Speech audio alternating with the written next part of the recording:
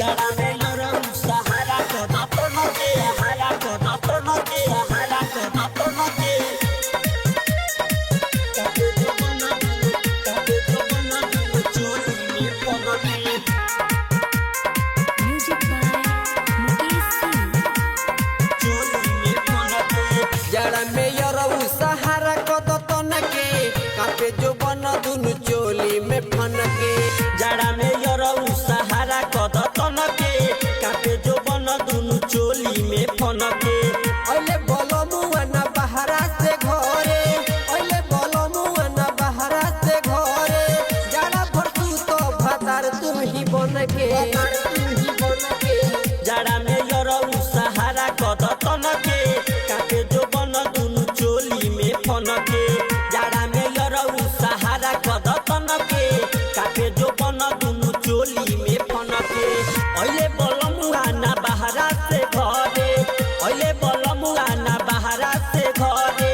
जड़ा बरसू तो भतार तू ही बन के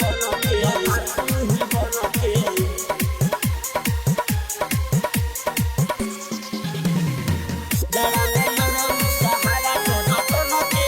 काटे जो बन दुनु चोली में फन के शादी नहीं भइल बाकी तू ही हव धन हो ठंडी में पाला भइल बाटे अंगे अंग हो शादी नहीं भइल बाकी तू ही हव धन हो ठंडी में पाला भइल बाटे अंगे अंग हो रहब जे भीरी कमी खली ना सजन के इहे बायास तू पूरा द हमरा मन के रहब जे भीरी कमी खली ना सजन के इहे बायास पूरा द हमरा मन के ओइले बलमुआ ना बहरा से घरे ओइले बलमुआ ना बहरा से घरे जड़ा बसु तो भतार तू ही बन के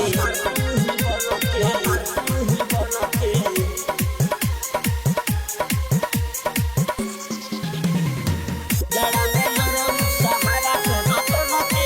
काटे जो बन दुनु चोली में फन के हवा जब घुसे भीतर रह जानी काप के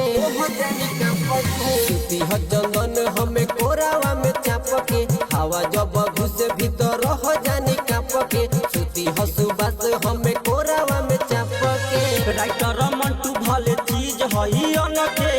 करेला मन तई जीव हमार धन के अरुण बेदर्दी भले चीज हई अनके करेला